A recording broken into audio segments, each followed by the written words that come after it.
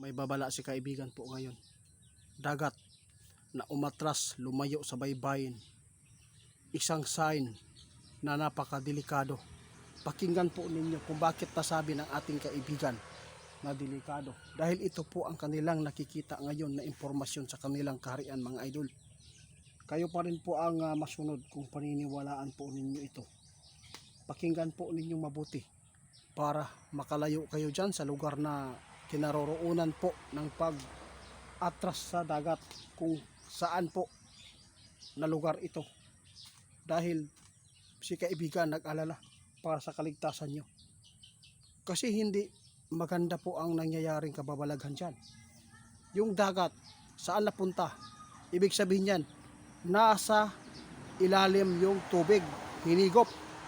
Dahil mayroon pong malaking butas dyan. Kapag ito ay gumalaw uli ang malakas na lindol, ito po ay pag naipit po yung nasa ilalim po ng butas na yan, pag naipit, iluluwa yan ang tubig.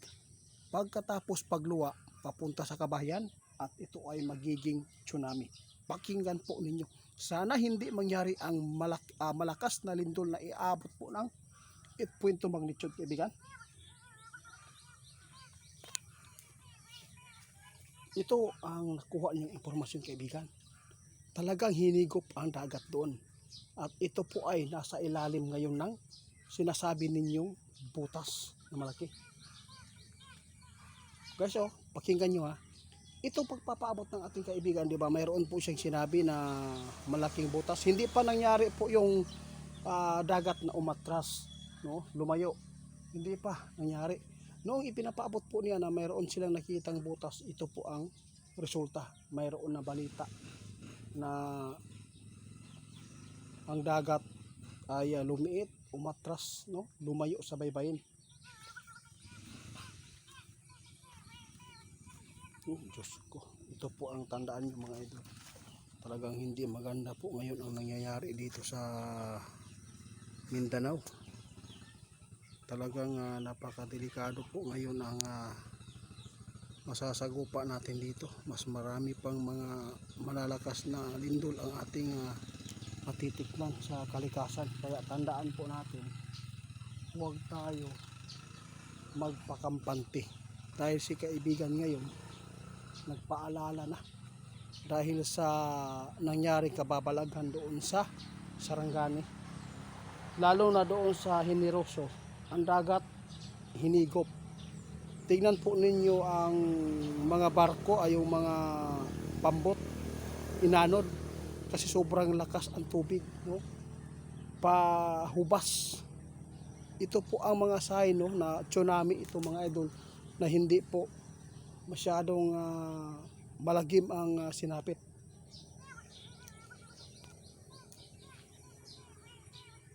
Kaya nagpaabot sa kaibigan, kung gusto po nating ligtas, kung ikaw man po ay nandun sa area na kinaroroonan po ng dagat na humupa o umatras, masamang sign na yan.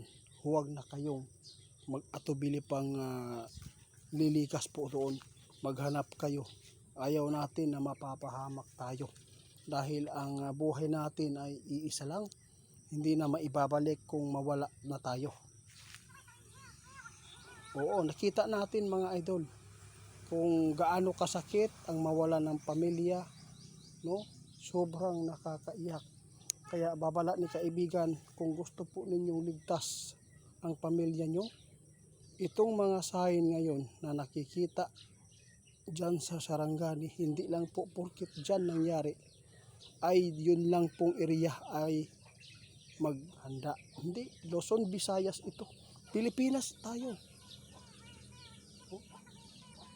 Grabe, oh. Ngayon, mga idol, may nagpaabot sa akin.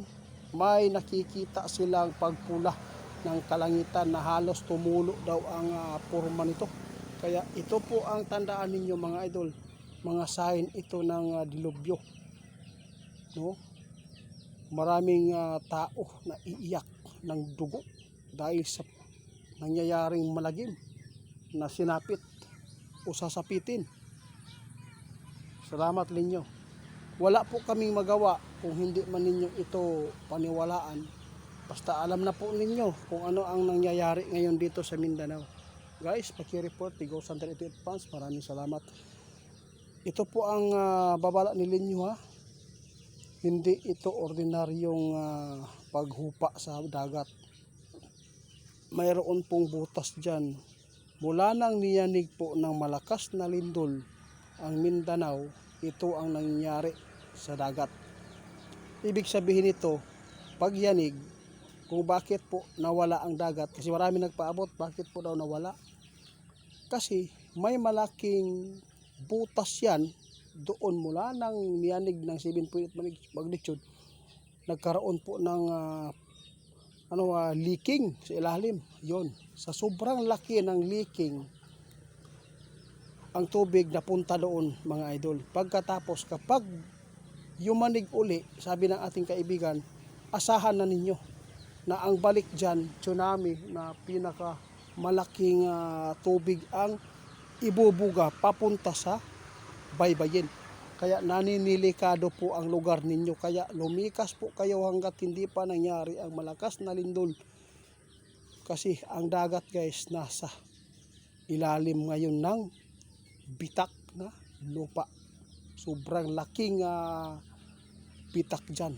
Kapag gumalaw uli dito, collapse ang magkakaroon dyan. Yung mga bundok dyan posibleng mapapatag pa yan, sabi ng ating kaibigan ngayon.